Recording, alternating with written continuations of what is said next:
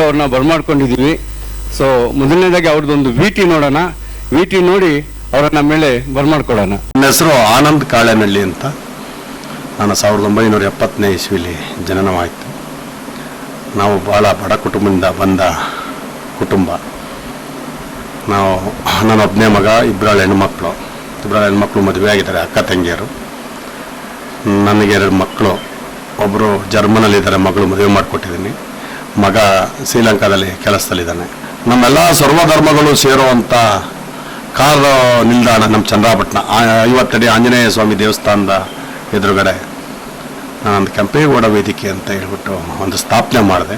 ನಾವು ಹೋರಾಟಗಳು, ನಾನು ಮೊದಲಿಗೆ ಸ್ಟಾರ್ಟ್ ಮಾಡಿದ್ದು ಕೆಂಪೇಗೌಡ ಜಯಂತಿ ಮಾಡಬೇಕು. ಎಲ್ಲ ಮಹನೀಯರ ಜಯಂತಿ ಇದೆ, ಕೆಂಪೇಗೌಡ ಜಯಂತಿ ಮಾಡಬೇಕು ಅಂತ ನಾನು ನಮ್ಮ ಸಮುದಾಯದ ಗುರುಗಳಾದಂಥ ನಿರ್ಮಲಾ ಸ್ವಾಮೀಜಿಗಳ ಭೇಟಿ ಮಾಡಿ ಮಾತಾಡಿದಾಗ ಅವರೆಲ್ಲರನ್ನೂ ಒಗ್ಗೂಡಿಸಿ ನಮ್ಮ ಚುಂಚನಗಿರಿ ಕ್ಷೇತ್ರದಲ್ಲಿ ಒಂದು ಮೀಟಿಂಗ್ ಕರೆದು ಇದನ್ನು ಜೂನ್ 27ನೇ ತಾರೀಕು ಏನು ಕೆಂಪೇಗೌಡ ಜಯಂತಿಗೆ ನಂದು ಅಪಾರ ಶ್ರಮ ಇದೆ. ಬೆಂಗಳೂರು ವಿಮಾನ ನಿಲ್ದಾಣಕ್ಕೆ ಅಂತಾರಾಷ್ಟ್ರೀಯ ವಿಮಾನ ನಿಲ್ದಾಣಕ್ಕೆ ನಾಡಪ್ರಭು ಕೆಂಪೇಗೌಡ ನಿಲ್ದಾಣ ಮಾಡಲೇಬೇಕು ಅಂತ ಅವ್ರಿಗೆ ಒತ್ತಡ ಏರಿ ನಾವು ಎಲೆಮರ ಕಾಯಂಗ ನಾವೆಲ್ಲೂ ಪ್ರಶಸ್ತಿಯಿಂದಲೂ ನಾವು ಹೋರಾಟದಲ್ಲೂ ಮುಂದೆ ಬಂದರ. ಕನ್ನಡ ನಾಡು ನುಡಿ ಜಲ ಇದ್ರ ಬಗ್ಗೆ ತುಂಬ ಹೋರಾಟ ಮಾಡಿದ್ವಿ. ಹೆಸರು ಚಂದ್ರು ಅಂತ, ಹಾಸನ ಜಿಲ್ಲೆ ಚಂದ್ರಾಪಟ್ಟಣ ತಾಲೂಕು ಸಾಮೂಳ ಹೋಬಳಿ ಉತ್ತನಹಳ್ಳಿ ಗ್ರಾಮ. ನಮ್ಮ ಕುಟುಂಬ ರೈತ ಕುಟುಂಬ, ಸಾಮಾನ್ಯ ರೈತ ಕುಟುಂಬ. ನಾನು ಕೂಡ ಡಿಗ್ರಿ ಮಾಡಿದ್ದೀನಿ. ಮಗ ಅಂತ ಹೇಳಿ ಮನೆಯಲ್ಲಿ ನಮ್ಮ ತಾಯಿ ತಂದೆಯರು ಸಂಬಂಧಿಕರು ಯಾರು ಕೂಡ ಬೇಡ ನೀನು ಉದ್ಯೋಗ ಬೇಡ, ಏನೋ ಬೇಡ, ಮನೆ ಹತ್ರ ವ್ಯವಸಾಯ ಮಾಡ್ಕೊಂಡಿರು ಅಂತ ಹೇಳಿ ಇದು ಮಾಡ್ತಾರೆ. ಆ ಸಂದರ್ಭದಲ್ಲಿ ಅಲ್ಲಿಂದ ನಾನು ಕೂಡ ಏನಾರ ಮಾಡಬೇಕು ಅನ್ನೋ ಉದ್ದೇಶ ಇದ್ರ ಮೇಲೆ ತೆಂಗಿನಕಾಯಿ ವ್ಯಾಪಾರವನ್ನು ಶುರು ಮಾಡ್ತೀನಿ.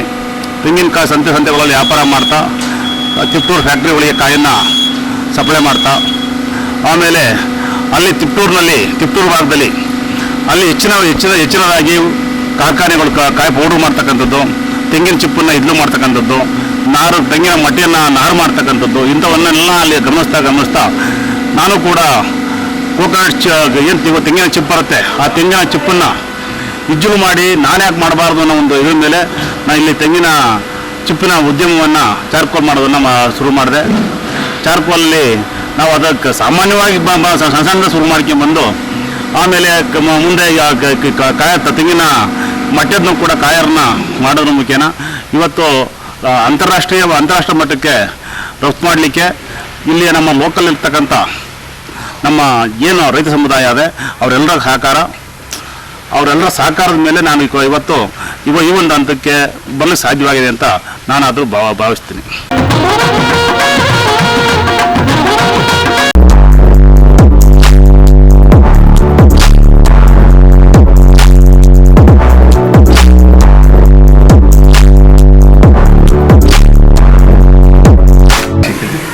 ನನ್ನ ಹೆಸರು ಜಯಲಕ್ಷ್ಮಿ ಮುನಿಯಂಟಗೌಡ ಅಂತಂದ್ಬಿಟ್ಟು. ನಮ್ಮದು ಹುಟ್ಟೂರು ಕೋಲಾರ ಜಿಲ್ಲೆ. ನಾನು ಹುಟ್ಟಿ ಬೆಳೆದಿದ್ದೆಲ್ಲನೂ ಒಂದೇ ಊರಲ್ಲಿದ್ದರು. ಯಾಕಂದರೆ ನಮ್ಮ ತಂದೆಯವರು ಗೌರ್ಮೆಂಟ್ ಅಫಿಷಿಯಲ್ಸ್ ಆಗಿದ್ದರಿಂದ ಅವ್ರು ಎಲ್ಲೇ ಟ್ರಾನ್ಸ್ಫರ್ ಆಗೋದು ಅಲ್ಲಿಗೆಲ್ಲ ಹೋಗಬೇಕಾಗಿತ್ತು. ನನಗೆ ಚಿಕ್ಕ ವಯಸ್ಸಿನಲ್ಲೇ ನನ್ನ ಸೋದರ ಮಾವಾಗಿದ್ದರಿಂದ ಚಿಕ್ಕ ವಯಸ್ಸಿನಲ್ಲೇ ಮದುವೆನೂ ಮಾಡಿಬಿಟ್ರು.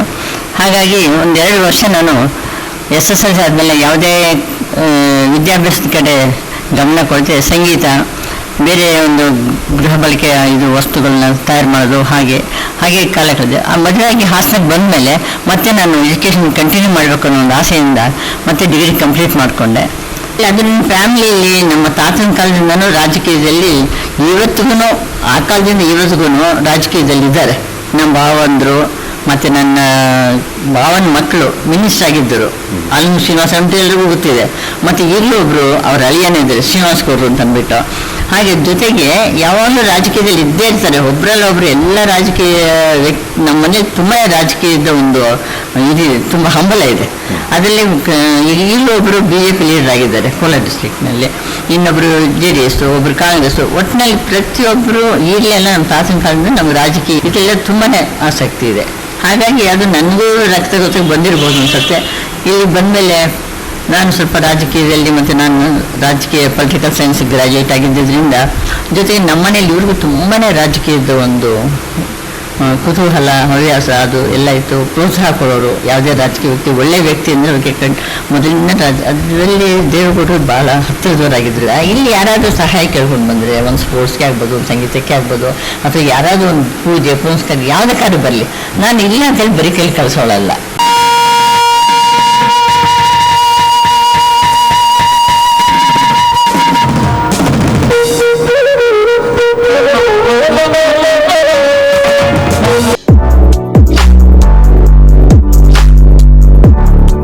ಸರ್ ಅವರು ಮತ್ತು ಕೆರಳಿ ಸರ್ ಅವರನ್ನ ವೇದಿಕೆ ಮೇಲೆ ಆಹ್ವಾನಿಸ್ತಾ ಇದ್ದೀನಿ.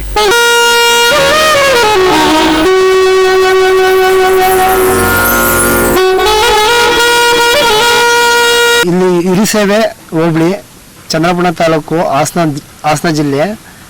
ನಮ್ಮದು ಬಂದು ಗ್ರಾಮ ಚೆನ್ನೈನಹಳ್ಳಿ.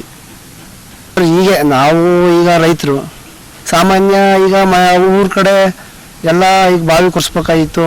ಕೊಳವೆ ಬಾವಿಗಳು ಎಲ್ಲ ಸಾಮಾನ್ಯವಾಗಿ ಕೊರೆಸ್ಲೇಬೇಕಾಗಿದೆ. ಮನೆಗೆ, ತೋಟಕ್ಕೆ ಎಲ್ಲಕ್ಕೂ ಬರ ಮತ್ತು ಈಗ ಹೆಚ್ಚು ಕಮ್ಮಿ ಒಂದು 10 ವರ್ಷದಿಂದ ಸಿಕ್ಕಾಪಟ್ಟೆ ಬರ. ಆ ಟೈಮಲ್ಲಿ ನಾವು ಸ್ವಲ್ಪ ಏನು ಈ ಥರ ಆಗ್ಬಿಡ್ತಲ್ಲ ಅಂದ್ಬಿಟ್ಟು ನಾವು ಏನೋ ಒಂದು ಪ್ರಯತ್ನ ಪಡೋಣ ಆಸಕ್ತಿ ನಮಗೆ.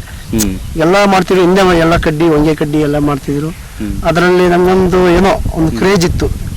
ಯಾವ ಥರ ಮಾಡ್ತಾರೆ, ಯಾವ ಥರ ಇದು ಮಾಡ್ತಾರೆ, ಅದ ಸಮೀಕ್ಷೆ ಮಾಡಲೇಬೇಕು ಅನ್ನೋ ನನ್ನ ಮನಸ್ಸು ಒಂದು ಸ್ವಲ್ಪ ಚೈತನ್ಯ ಜಾಸ್ತಿ ಆಯಿತು. ಇದು ದೇವಶಕ್ತಿ ಬರ್ತದೋ ಇಲ್ಲ ಅನುಭವದಿಂದ ಬರೋಯ್ತೋ, ಈ ಥರ ವರ್ಕೌಟ್ ಮಾಡ್ಬೇಕಾಗಿತ್ತು. ನಾನು ಮನಸ್ಸಿಗೆ ಭಾರಿ ಆಳವಾಗಿ ಅದನ್ನೇ ನಾನೇ ಅನುಭವ ಮಾಡ್ಕೊಂಡೆ. ಈಗ ಒಂದು ಬಾವಿ ಫೇಲ್ ಆದಾಗ ಆ ಬಾವಿ ಹತ್ರ ಹೋದಾಗ ಯಾವ ರೀತಿ ಕಡ್ಡಿ ತಿರುಗುತ್ತೆ, ಯಾವ ರೀತಿ ಆ ತೆಂಗಿನಕಾಯಿ ಆಡುತ್ತೆ, ಆ ಒಂದು ಕಾಯಿನ್ ಇರುತ್ತೆ, ಆ ಕಾಯಿನು ಯಾವ ರೀತಿ ತಿರುಗುತ್ತೆ, ರೌಂಡ್ ಆಫ್ ಆಗುತ್ತೆ, ಇವೆಲ್ಲ ನಾನು ಸ್ವಲ್ಪ ಎಲ್ಲಾ ರೀತಿ ಹೋಗಿ ಅಲ್ಲೆಲ್ಲ ಸಮೀಕ್ಷೆ ಮಾಡ್ಕೊಳ್ಳಿದೆ.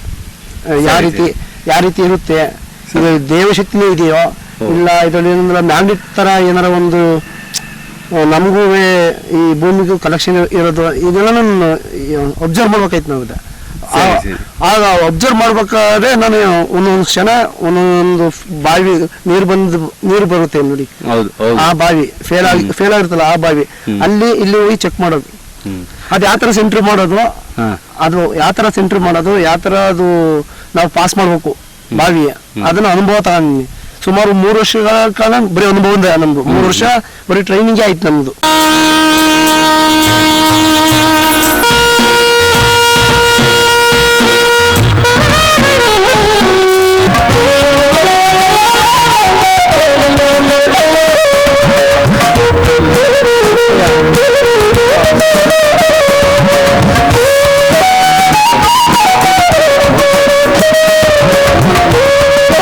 ನಾನು ಸ್ವಾಮೀಜಿಯವರು ಅವರನ್ನ ಸಿದ್ದರಾಮ ಚೈತನ್ಯ ಮಹಾಸ್ವಾಮಿಗಳವರನ್ನ ಕೇಳ್ಕೊಳ್ತೀನಿ. ಅದೇ ರೀತಿ ಅಂಬರೀಷ್ ಕಾರ್ಯಕ್ರಮವನ್ನು ನಡೆಸಿದ್ದಾರೆ.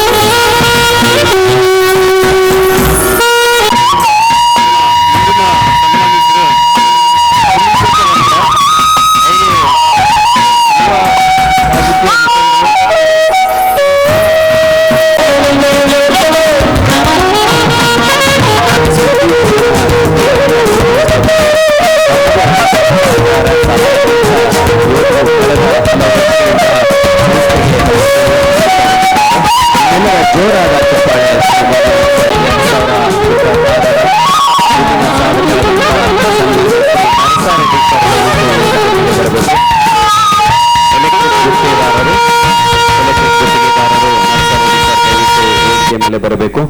ಅವರು ಯುವ ಘಟಕದ ಅಧ್ಯಕ್ಷರಾಗಿ ಗುತ್ತಿಗೆ ಪಡೆದ ಗುತ್ತಿಗೆದಾರರ ಸಂಘದ ರಾಜ್ಯ ಯುವ ಘಟಕದ ಅಧ್ಯಕ್ಷರಾಗಿ ಸೇವೆ ಸಲ್ಲಿಸ್ತಾ ಇದ್ದಾರೆ. ಅವರ ಗಣನೀಯ ಸೇವೆಯನ್ನ ಗುರುತಿಸಿ ಸುದ್ದಿ ಕಿರಣ ಸುದ್ದಿವಾಹಿನಿ ಹಾಗೂ ದಿನಪತ್ರಿಕೆ ವತಿಯಿಂದ ಅವರಿಗೆ ವರ್ಷದ ಕನ್ನಡಿಗ 2026 ಪ್ರಶಸ್ತಿಯನ್ನು ನೀಡಿ ಗೌರವಿಸಲಾಗ್ತಾ ಇದೆ. ವೃತ್ತಿಯಲ್ಲಿ ಗುತ್ತಿಗೆದಾರರಾದರೂ ಕೂಡ ಇವತ್ತು ಕೂಡ ಸಮಾಜದಲ್ಲಿ ಅವರ ತನು ಮನ ಧನದಿಂದ ಇವತ್ತು ಕೂಡ ಸಾಮಾಜಿಕ ಕಳಕಳಿಯನ್ನು ಇಟ್ಕೊಂಡು ಇವತ್ತು ಸೇವೆಯನ್ನು ಮಂಜುನಾಥ್ CSR ದಯವಿಟ್ಟು ವೇದಿಕೆ ಮೇಲೆ ಬರಬೇಕು. ಅವರ ಗಣನೀಯ ಸೇವೆಯನ್ನು ವರ್ಷದ ಕನ್ನಡಿಗ 2026 ಪ್ರಶಸ್ತಿಯನ್ನು ನೀಡಿ ಪುರಸ್ಕಾರ ಮಾಡ್ತಾ ಇದೆ. ಇವರು ಕಳೆದ ಹಲವು ವರ್ಷಗಳಿಂದ ನಮ್ಮ ಸುದ್ದಿವಾಹಿನಿಗೆ ಸಹಾಯ, ಸಹಕಾರ ಹಾಗೂ ಜೊತೆಗೆ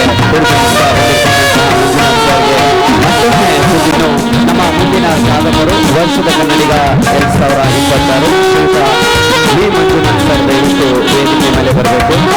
ಕೆಪಿಸಿಸಿ ಕಾರ್ಮಿಕ ಘಟಕದ ಪ್ರಧಾನ ಕಾರ್ಯದರ್ಶಿಗಳಾಗಿ ಕಾರ್ಯನಿರ್ವಹಿಸುತ್ತಾ ಇವತ್ತು ಕೂಡ ರಾಜಕೀಯವೆಂದೆಡೆ ಸಾಮಾಜಿಕ ಕಳಕಳಿಯನ್ನಿಸಿಕೊಂಡು ಸಮಾಜ ಸೇವೆಯಲ್ಲಿ ತಮ್ಮನ್ನು ತಾವು ಗುರುತಿಸಿಕೊಂಡಿರುವಂತಹ ಶ್ರೀ ವಿ ಮಂಜುನಾಥ್ ಸರ್ಗೆ ಸುದ್ದಿ ಕಿರಣ ಟಿವಿ ವರ್ಷದ ಕನ್ನಡಿಗ 2026 ಪ್ರಶಸ್ತಿಯನ್ನು ನೀಡಿ ಗೌರವಿಸಲಾಗ್ತಾ ಇದೆ. ನಿಮ್ಮ ಈ ನಿರಂತರ ಸಾಮಾಜಿಕ ಸೇವೆ ಹಾಗೂ ಸಾಮಾಜಿಕ ಕಳಕಳಿ ಸದಾ ನಿಮ್ಮ ಈ ಗಣನೀಯ ಸೇವೆಯನ್ನು ಗುರುತಿಸಿ ಇವತ್ತು ನಮ್ಮ ಸುದ್ದಿ ಕಿರಣ ವಾಹಿನಿ ನಿಮಗೆ ಪ್ರಶಸ್ತಿಯನ್ನು ನೀಡಿ ಸುದ್ದಿಗಳಿನ ಸುದ್ದಿವಾಹಿನಿ ಕಳೆದ ಹಲವು ವರ್ಷಗಳಿಂದ ದಿನಪತ್ರಿಕೆ ಮಾಡ್ತಾ ಬಂದಿದೆ. ಈಗ ವಿನೂತನವಾಗಿ ಏನು ಕೇಬಲ್ ಟಿವಿ ಲೋಕಾರ್ಪಣೆ ಇರಬೇಕಾಗಿದೆ. ಧನ್ಯವಾದ. ಈ ಮಧ್ಯೆ ನಮ್ಮೆಲ್ಲ ಹಿರಿಯರು ಹಾಗೂ ಹಿರಿಯ ರಂಗಭೂಮಿ ಕಲಾವಿದರು ದಯವಿಟ್ಟು ವೇದಿಕೆ ಅವರು ಪ್ರಶಸ್ತಿಯನ್ನು ನೀಡಿ ಅವರು ಭಾಗವಹಿಸಬೇಕು ಅಂತ ಹೇಳ್ತಾ ದಯವಿಟ್ಟು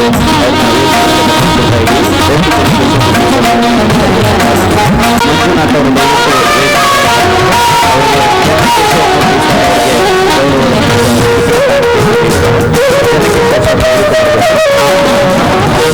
ಅವರಿಗೆ ಕೆಪಿಎಫ್ ಜಿಲ್ಲಾ ವರ್ಗದಂತ ಮಂಜುನಾಥ್ ಅವರಿಗೆ ಚಂದ್ರಶೇಖರ್ ಅವರಿಂದ ನೆನಪಿನ ಕಾಣಿಕೆಯಿಂದ ಹೇಳ್ತಾ ಇದ್ದಾರೆ. ದಾವಣಗೆರೆ ಜಿಲ್ಲೆಯಾದ್ಯಂತ ಸುದ್ದಿಗಳನ್ನು ಪ್ರಸರಿಸಲು ಅಲ್ಲಿಯ ವರದಿಗಳನ್ನು ನೀಡಲು ಸದಾ ಮುಂದಾಳತ್ವವಾಗಿ ನಿರಂತರ ಕಾರ್ಯನಿರ್ವಹಿಸುತ್ತಿರುವ ಮಂಜುನಾಥ್ ಅವರಿಗೆ ಸಂಸ್ಥೆಯ ಮುಖ್ಯಸ್ಥರಿಂದ ನೆನಪಿನ ಕಾಣಿಕೆಯನ್ನು ನೀಡುವ ಮೂಲಕ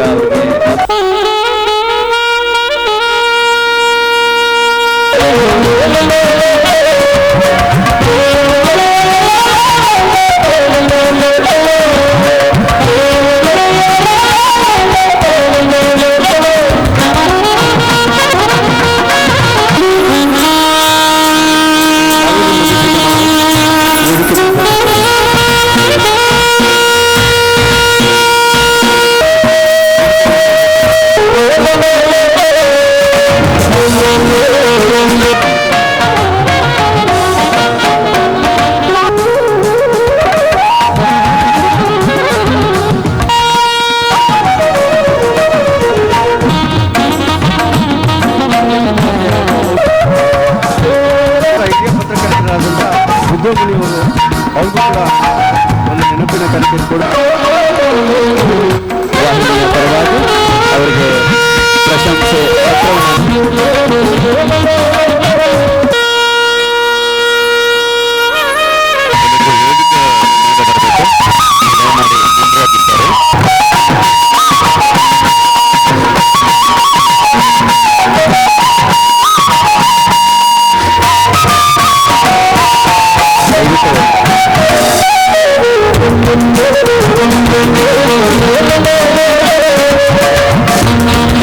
ಮುನಿರಾಜ್ ಸರ್ ದಯವಿಟ್ಟು ಅಭಿನಂದನಾ ಪತ್ರವನ್ನು ಎಲ್ಲ ವಿದ್ಯಾರ್ಥಿಗಳಿಗೆ studio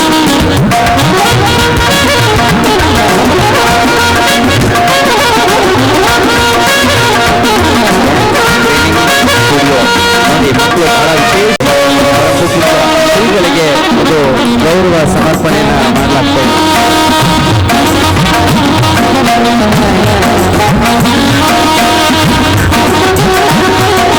doctor Ambarish B sir, Krishnapalya sir ಹಾಗೂ ಶೇಷಪ್ಪ ಸರ್ ದಯವಿಟ್ಟು ಯಾರೇ ಇರಲಿ ಹೇಗೆ ಇರಲಿ ಪತ್ರಿಕೋದ್ಯಮದಲ್ಲಿ ಬಂದಾಗ ಒಂದು ಕೂಡ ನಮ್ಮವರೇ ಎನ್ನುವ ಭಾವನೆ ಒಂದು